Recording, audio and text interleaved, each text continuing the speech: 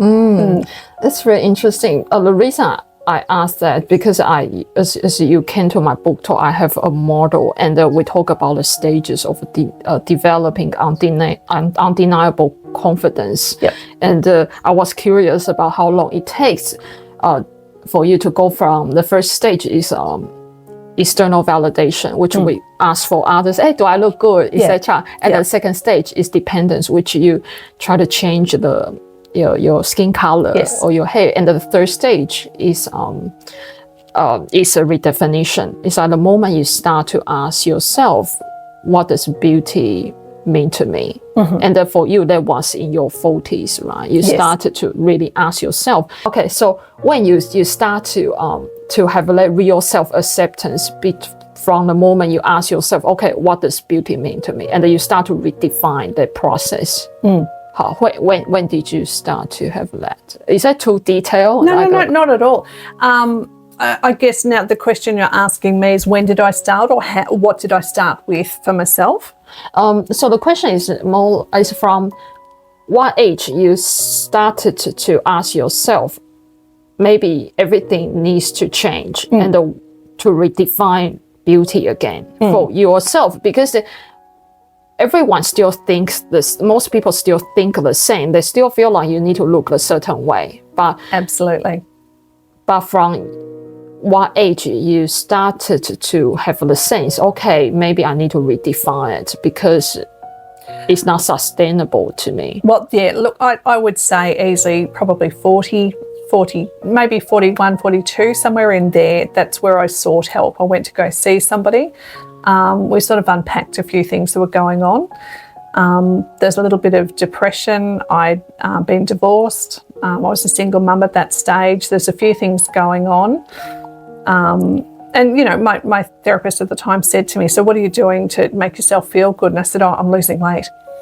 And she went, and I just thought, okay. I was expecting her to go, well done. And she was just like, okay. So I paused for a moment and I just said, okay, what was that reaction? She said, that's really interesting. And she said, that seems to be a typical response that we do. We lose, you know, this lifetime partner for whatever reason. You leave your marriage, whatever happens and stuff. The first thing we do is, I'll starve myself. So to have a new look or new life. Yeah, which is so bizarre because I'm, you know, trying to reinvent myself, trying to feel better about who I am. Yes. So I'm building up who I am inside and feeling better about myself, but at the same time there's this odd, it's sitting parallel to it, this really odd need to lose weight and show people, yeah, I'm still here. And I lost the weight. With a different mindset, thankfully, I guess, but I still needed to lose that weight. So about early 40s, that process began, but I kept going back and we talked about what that meant for me. And the end result was a bit more hollow than I thought. I thought that my dreams would come true, but I was becoming a different woman, thankfully. I was liking myself more, which was wonderful, which is the real goal of what I was doing. So it was great to lose the weight and it was great to fit nice clothes and have lovely hair and all those things. But at the end of the day, those weren't the things that brought me joy. The things that were bringing me joy were more about the decisions I was making, who I was becoming, deciding that I wanted to get back into the arts. I wanted to go back to writing. All those sort of things were apparently clear. So it was lovely to have this new look, but it wasn't everything anymore. So thankfully I wasn't that, you know, that 18-year-old girl that had to fit into those size 10 jeans. Now I was a bit more picky about who I wanted to invite into my life. So thankfully, despite starving myself and still not quite getting that I needed to take care of everything, I made better choices. So that started to happen around that time. When you were describing, you say who I want to be and who I want to invite to my life. You said I want to be. Exactly. It's about you. It's like, that's right. Yeah. So and that gives you fulfillment, right? Yes. Absolutely. Instead of thinking, what other people want me to be, and I think that's the redefinition process start to begin. That's the process of redefinition in your 40s. And when after redefinition, when did you start to really accept who you are? Like, okay, this is who I am. I'm not going to change for you guys. Yeah. And it's like when you start to have that, like real self-acceptance is you accept your good parts and also the parts you may not like as much. I would say the last 8-10 years have been the real growth for me. It was a mindset for me. I had decided, as you say, from when I was 18, being skinny and gorgeous and hoping a male would love me. You know, someone would choose me and that I would be enough. So to become a woman in my 40s, you know, single mum, different priorities, building my life up again, making good decisions for myself and for my kids. So that was really key. So I guess I had to decide for myself, and I did a few steps with this, with some assistance at bedtime, and I still do this routine now 8-10 years later. I go to bed, there's 3 things that I need to be happy with myself. So I get into bed, I do a bit of reading so that, you know, I'm calming myself down. But one of the things I need to know, what did I do today that brought joy for myself? And it doesn't need to be some big, fantastic thing. It could be a coffee on the back veranda, watching the birds. It could be out here in the garden, just thinking, oh my goodness, I got to be here today. How wonderful.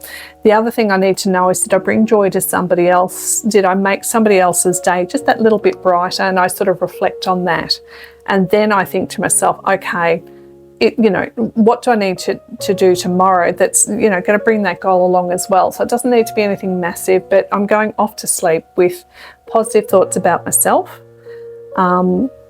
So I go off to sleep and I'm in a calm spot. I'm not putting myself down like I used to, and I had decades of that about I need to lose weight. The scales need to be this number here. And so if those scales in the morning are this number here, then I'm happy and I get to reward myself. Otherwise, I have to feel bad all day.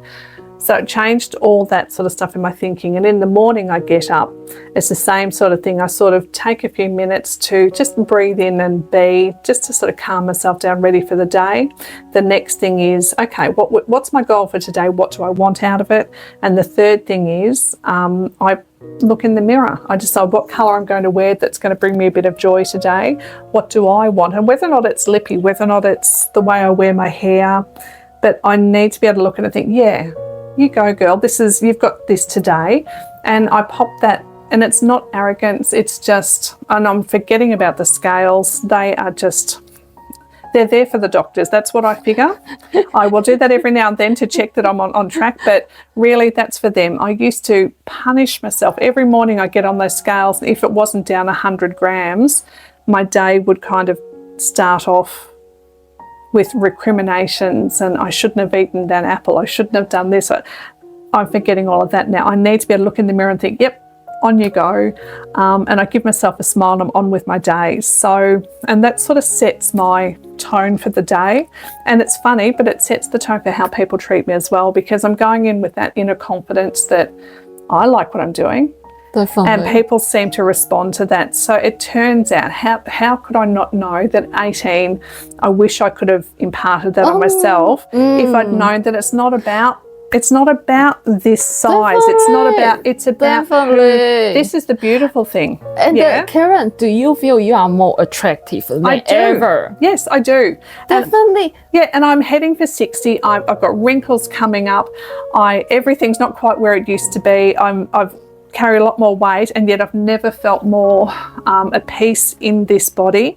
I'm loving what this body can do for me, and honestly, I take joy every day.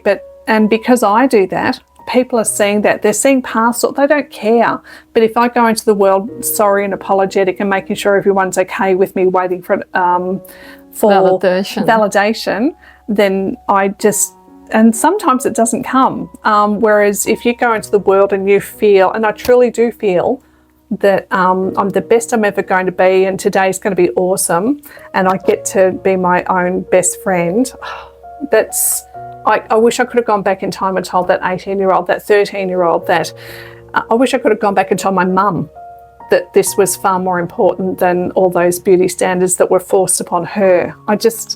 It's a real gift. I love heading for 60. I don't care. I'm going to crash on into my 70s and stuff if I'm lucky enough to be there and stuff. And if I've got a face full of wrinkles, I hope they're all smile lines. That's what I'm hoping for myself. Definitely. I really love what you just shared. We want to share this message to the young people. Absolutely. Because people believe this is it's all about how you look, and that's how you attract good men. How men will like you. It doesn't work like that. No, because when you look after yourself, we are not saying appearance is not important. It's not like that. Appearance is still important, but you need to look after yourself. Absolutely. You need to dress in a way that you feel comfortable and confident, and but that is not everything. No. Because when you look after yourself, just like you say, you feel like I'm looking after myself, I'm doing the thing I like. And you have that energy coming out of you.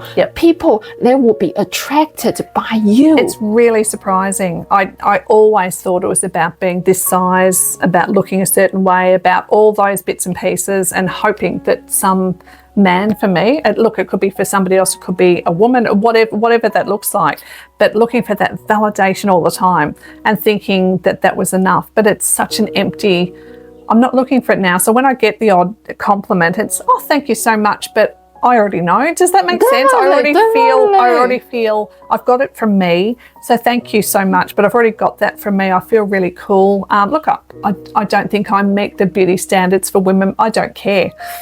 Because I meet women my own age and older and younger and stuff, and I can see the beauty in them, and it can be completely different to what I'm seeing, because I see your gorgeous curls and I see the way you hold yourself and your gorgeous stature and things like that, and your radiant eyes, and I can be 100% happy and joyful for you because my cup is full. And that's what I want for more people. I want that for younger people coming through too, to see that absolutely you wear the wonderful dress that you choose, that all those things are wonderful, but wear them for you. Don't wear them because an influencer somewhere is saying you have to do this or you have to tuck this way. You'll find your style over time. You'll find the way that it suits you, and fashion doesn't suit everybody either, because that comes and goes, and body shapes are different. I now wear stuff for my body shape rather than trying to stuff in the wrong spots. I wear stuff that I'm happy with, that makes me feel joyful. So wear those shoes that you think are fantastic. Do the bits and pieces. Wear the makeup if that's what you want to do. But I'd prefer to think and skill people up to realise there's so much more. Definitely. There's so much more to you than this. It's part of the package, and it can bring you joy and stuff, and embrace that. That's fine. If you want to wear that wonderful frock or whatever those pants are, absolutely. But remember, there's an amazing person inside here with thoughts and feelings and ideas that the world would be so lucky to hear or to share with, and sit down with somebody else that might be lonely.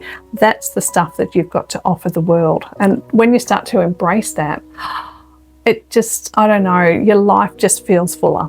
And that, off my soapbox, but yes, younger people coming through, I worry, because in the 70s, we had the TV and Dolly magazine in the 80s. We had that, and that was enough. That was enough pressure to, do your head in. Kids these days and people coming through these days, it's 24 hours a day from every platform possible. Try and align yourself with the right algorithms. I guess that's the way I would explain it. Find algorithms that are a positive force, that it's not all about the perfect lipstick.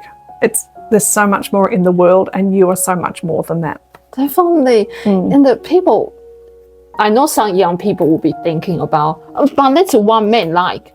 They want us to be a certain way, so because they say it. Oh, I want beautiful girl. That's what they say to us.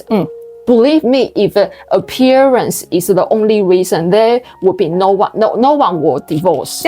No, and no superstar will divorce, because they are fantastic according to societal expectation. That is not the answer, because it's a whole package. When you love someone, it's a whole package. It is. Do they look after their appearance? Do they look after themselves? It's a whole package. And I really want people to know that, because when you see past through that, you can start your journey and living fully at the age of 18. It is. Or 19 or even 15. Yep. It just, I just so much want to deliver this message to the world, and I want people to live fully without all this struggle.